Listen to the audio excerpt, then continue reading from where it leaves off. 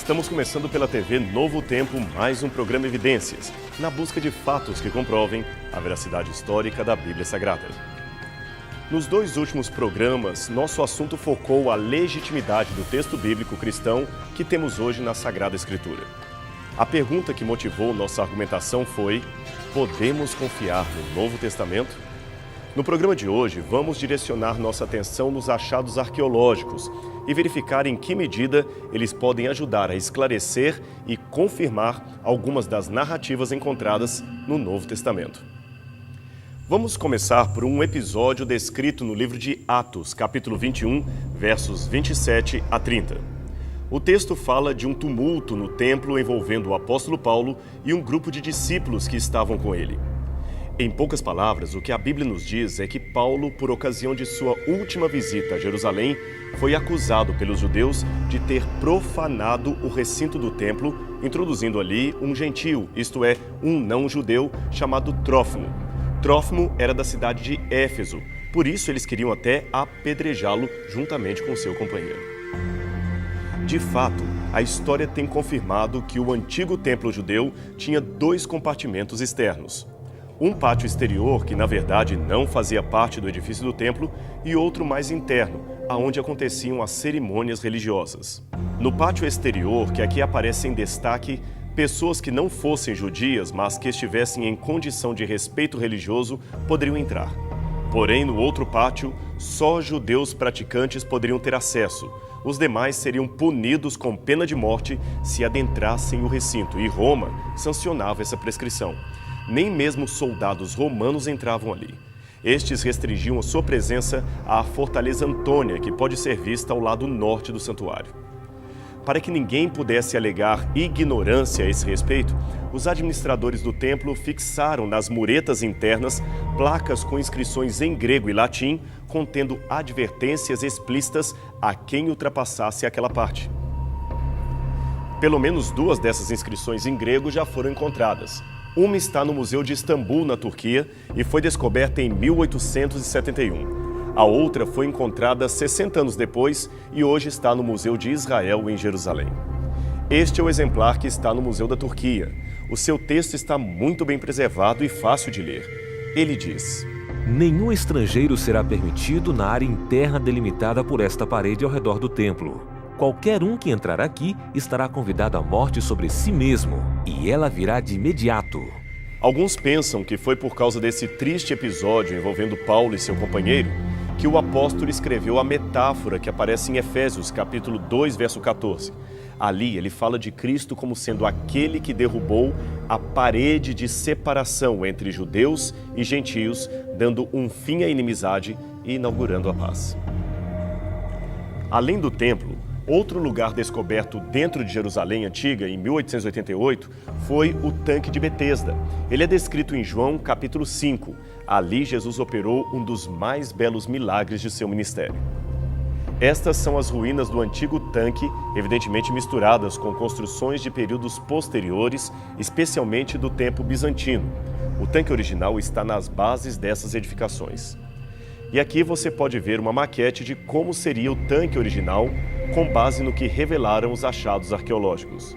O mais importante dessa descoberta é que, por muito tempo, críticos da Bíblia tentaram negar o episódio de João capítulo 5, afirmando que este tanque era, na verdade, um reservatório d'água e que jamais os governantes da cidade deixariam pessoas mergulharem ali com o fim de serem curadas. O texto evangélico, portanto, seria uma lenda. Mas os últimos estudos arqueológicos acerca dessa estrutura mostram que, longe de ser um reservatório d'água da cidade, ela era, na verdade, um tanque do tempo de Jesus. E ele fora propositadamente construído para banhos de purificação coletivos e não para armazenar água ou oferecer momentos de lazer aos cidadãos da cidade. Sua função era estritamente religiosa e, portanto, condizente com o que está descrito no Evangelho de João. Esses banhos judaicos de purificação eram muito comuns no tempo do Novo Testamento. O ritual era chamado de Tevilá, e os tanques especialmente preparados para este fim recebiam o nome de Mikvaot. Como podemos ver nessas imagens, até mesmo as casas de ricos proprietários costumavam ter o seu próprio mikveh, isto é, o seu tanque de purificação particular. Um outro importante sítio dentro de Jerusalém Antiga é o tanque de Siloé, mencionado diversas vezes no Antigo Testamento. No Novo Testamento, a menção mais notável deste reservatório d'água, agora sim um reservatório d'água, encontra-se novamente no Evangelho de João, desta vez no capítulo 9, onde Jesus, mais uma vez, realiza outro magnífico milagre. Ele cura um cego de nascença e o ordena a se lavar no tanque de Siloé. Diz o texto bíblico: Ora, quando ia Jesus passando, viu o homem cego de nascença. Depois de dizer estas coisas, cuspiu no chão e fez barro com a saliva. E pôs este barro sobre os olhos do homem e lhe disse: Vai lavar-te no reservatório de água de Siloé. E ele foi então, lavou-se e voltou vendo. De acordo com as últimas interpretações arqueológicas, esse tanque, juntamente com o outro de Betesda, foram transformados no tempo de Cristo em tanques públicos de purificação através da água, que, como dissemos, eram chamados no plural hebraico de mikvaot. Os judeus eram muito rigorosos nas regras de purificação do templo. Pessoas com qualquer moléstia ou deficiência física não poderiam ir às áreas mais sagradas do santuário. Mas é lógico que, sendo uma cidade que recebia multidões de peregrinos religiosos de vários lugares, Jerusalém nem sempre tinha o controle absoluto da situação sobre aqueles milhares que a visitavam. Logo, não era incomum que pessoas inválidas ou vítimas de disfunções físicas se aglomerassem para chegar, pelo menos, às bordas do templo. Então Herodes teve a ideia de transformar alguns desses reservatórios d'água em tanques de purificação e atender assim aquela gente que se valia dele. De acordo com o professor Rony Reich, que escavou o local, a presença de Jesus no tanque de Siloé, conforme descrita no Evangelho de João, pode ter sido motivada pela necessidade religiosa de lavar-se antes de subir ao templo. Assim, imagina-se hoje, seria a estrutura original do tanque. Mas nos tempos bizantinos, por volta do V século depois de Cristo, houve uma remodelagem no local por ordem de Aélia Eudócia, esposa do imperador Teodósio II, e o tanque original ficou então abandonado. Por muitos anos, vários visitantes de Jerusalém eram levados a esta estrutura bizantina, pensando erroneamente que aqui estaria o local original onde Jesus havia curado o cego. Mas o tanque de Siloé original estava, na verdade, mais baixo e só foi descoberto em 2004. Aqui você pode ver uma foto das primeiras escavações de como o tanque era e como ele aparece ao fundo. A seguir, um detalhe dos degraus laterais que contornavam o tanque em todos os seus lados. Ali temos, de fato, o que era realmente a estrutura do tempo de Cristo. Por muitos anos, os teólogos quebraram a cabeça tentando imaginar como seriam as práticas de sepultamento judeu do primeiro século. Esse conhecimento seria importante para entender melhor episódios como o sepultamento de Lázaro, que está em São João capítulo 11, ou o próprio sepultamento de Jesus Cristo. Em ambos os casos, o apóstolo João menciona a presença de linhos envolvendo os corpos e também, em ambos os casos, ele fala de lençóis separados, pelo menos 2 ou 3, sendo que um menor era para enrolar a cabeça e o outro o corpo do morto. Embora a arqueologia tenha ajudado a desvendar muitos detalhes descritos no Evangelho, aqui tínhamos uma dificuldade específica, porque tecidos antigos são muito frágeis e terminam se desintegrando rápido, não deixando nada para ser escavado ou pesquisado. A não ser, é claro, que estivéssemos diante de um tremendo golpe de sorte e que os mesmos tecidos houvessem sido guardados de uma maneira extraordinariamente particular. Mas foi exatamente isso que aconteceu pelo menos uma vez. Talvez não por sorte, mas digamos por providência divina. No ano 2000, uma escavação conduzida por alunos e professores da Universidade da Carolina do Norte revelou um achado incrível. Este túmulo, situado no Vale do Cedron, em Jerusalém, e datado da época de Cristo, tinha uma câmara interna que nunca havia sido aberta. Aqui você vê o arqueólogo Shimon Gibson ao lado da câmara, depois que ela foi aberta pela primeira vez em mais de 2000 anos. Nela, os arqueólogos encontraram uma ossada humana envolta em linho. Os ossos e o pano, evidentemente, estavam fragmentados, mas em tamanho suficiente para serem analisados em laboratório.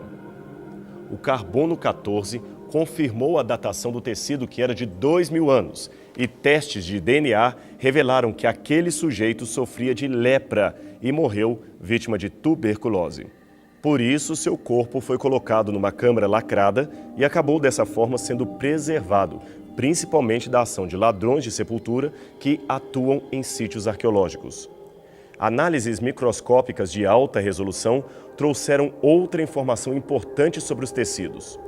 O corpo originalmente havia sido enfaixado em pelo menos 2 lençóis, um de lã, usado para enrolar o corpo, e outro de linho para envolver a cabeça, exatamente conforme temos no relato do Evangelho de João. Quanto aos personagens mencionados nos evangelhos, conforme aliás já mostramos noutro programa anterior, muitos documentos já têm confirmado a existência histórica de pessoas como Jesus, Herodes o Grande, Herodes Agripa, Pilatos, Caifás, João Batista e provavelmente Tiago, o irmão de Jesus, que depois de anos de debate acadêmico e judicial, teve a sua caixa funerária inocentada, digamos assim, pois ali percebeu-se que não se tratava de uma falsificação.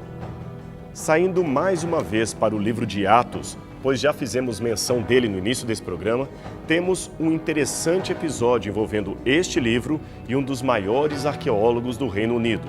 Seu nome, William Mitchell Ramsay, que na época era professor de arqueologia e artes na Universidade de Oxford.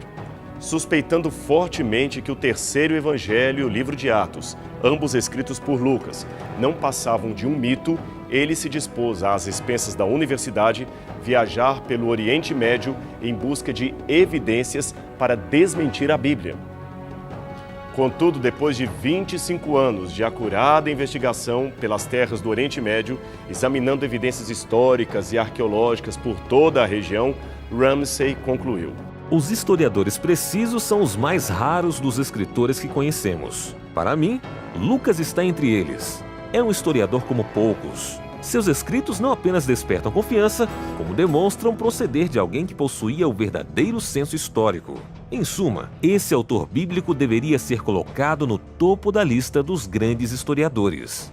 Ramsay, em sua pesquisa, analisou as referências que Lucas faz a 32 países, 54 cidades e 9 ilhas e não achou nenhum erro sequer. Veja alguns exemplos de precisão do evangelista Lucas ao tomar as suas notas. Esta inscrição grega data do II século e foi encontrada em Tessalônica, na Grécia. A inscrição era, na verdade, um quadro de oficiais do governo que trabalhavam como administradores da cidade.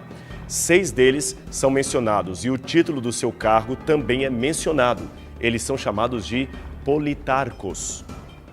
Agora, se você for ao livro de Atos, capítulo 17, versos 6 e 8, verá um episódio em que Jason, um líder da igreja de Tessalônica, é arrastado perante as autoridades locais. Agora veja, no original grego, Lucas escreveu que eles foram levados perante os politarcos de Tessalônica. Isso demonstra que ele era preciso até no uso de um nome específico do cargo político daquela cidade, pois este às vezes variava de local para local. No caso de Éfeso, o título mudava. A autoridade local era chamada de Gramateus, que seria uma espécie de chefe da magistratura, e este é exatamente o nome que aparece na descrição de outro episódio ocorrido em Éfeso, conforme lemos em Atos, capítulo 19, verso 35. Na época em que Paulo e Barnabé visitaram Chipre, conforme o relato de Atos, capítulo 13, verso 4, a ilha tinha oficialmente 4 diferentes tipos de governadores romanos, e Lucas novamente acerta ao chamar Sérgio Paulo de procônsul. E por falar em Sérgio Paulo, também temos um achado arqueológico em relação a este político mencionado no livro de Atos. Mas para falar dele, é preciso entender o costume romano da antiguidade. Um cidadão romano geralmente tinha 3 nomes. O primeiro era o prenomen, que era o seu nome pessoal. Então vinha o cognomen, que era o nome de sua família, ou clã. E finalmente o nomen, que era um título estendido do clã ao qual ele pertencia.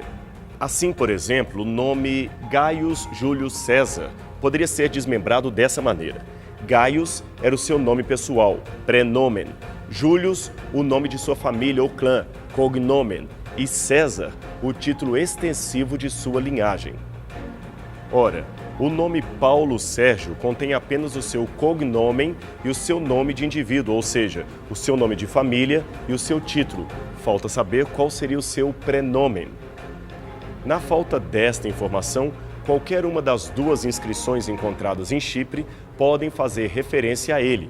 Uma fala apenas de Sérgio Paulo, procônsul da cidade. Isto foi nos anos 50 d.C. A outra menciona um Quintus Sérgius Paulus, que foi procônsul durante o governo de Calígula.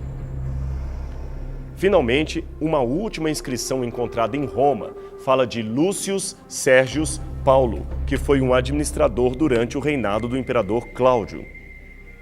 Como se pode ver, mesmo na impossibilidade de saber qual desses seria o Paulo Sérgio mencionado na Bíblia, uma coisa é certa. Essas inscrições demonstram que a família de Paulo Sérgio era proeminente durante o período coberto pelo livro de Atos, o que torna muito histórico o relato de um episódio descrevendo um membro desta família como administrador da cidade de Chipre. Esta é uma das inscrições mencionadas e que hoje está no Museu Yalvac, na Turquia. A história romana também fala de um certo Június Aneus Gálio, que foi filho do orador Sêneca e governador romano da Acaia, que é a atual Grécia. Essa inscrição, que hoje está no Museu de Delfos, na Grécia, traz o seu nome e data o seu governo. Ela chama Gálio de amigo de César e estabelece a sua administração entre 51 e 52 d.C., o que ajuda a datar o episódio de 1 ano e 6 meses em que Paulo ficou em Corinto, conforme lemos em Atos, capítulo 18, verso 11.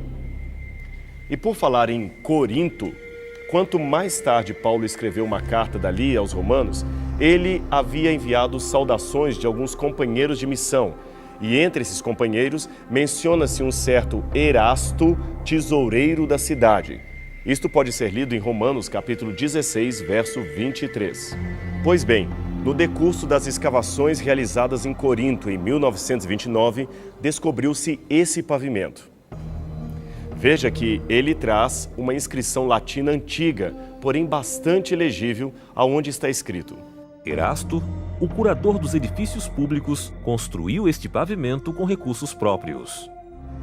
A evidência sugere que esse pavimento existia no primeiro século depois de Cristo e que esse generoso doador não seria outro senão o mesmo Erasto mencionado pelo apóstolo Paulo em sua epístola.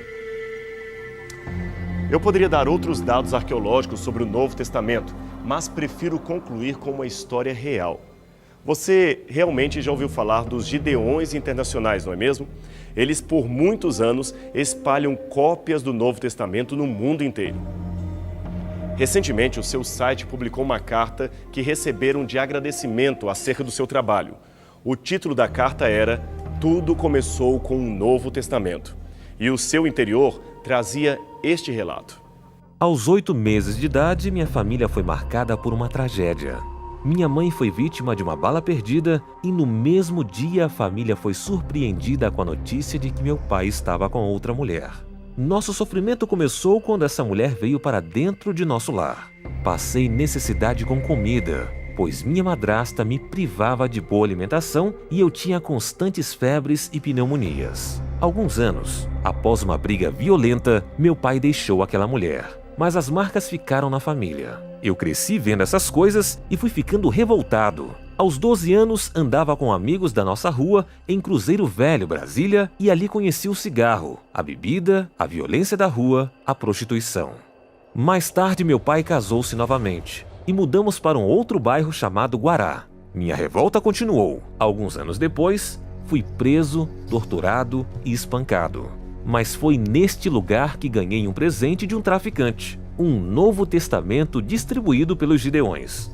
Comecei a ler, e aquelas palavras me confortaram, me deram fé e vi que Deus me amava. Mergulhei naquelas palavras. Na prisão, recebi uma proposta de ir para uma casa de recuperação.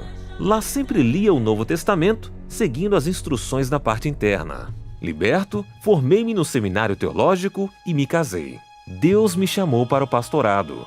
Me deu 2 lindos filhos. Pastoreei várias igrejas em Minas Gerais, Espírito Santo e São Paulo. Agora estou no Paraná. Agradeço a Deus e aos Gideões. Vocês são uma bênção. Impressionante esse depoimento, não é mesmo?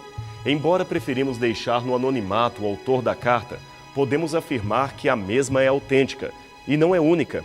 Milhões de outras pessoas tiveram transformação semelhante lendo o Novo Testamento. Lendo um livro que, longe de ser um mito, é uma história real, uma história viva que pode mudar a sua vida para melhor. Um verdadeiro testamento de amor deixado por Deus a seus filhos e herdeiros. Que tal você se tornar hoje um desses herdeiros? Você descobrirá que todos nós podemos ser, pela graça, filhos do Pai Celestial. E ninguém, absolutamente ninguém, é órfão de Deus. Um abraço e até o próximo programa Evidências.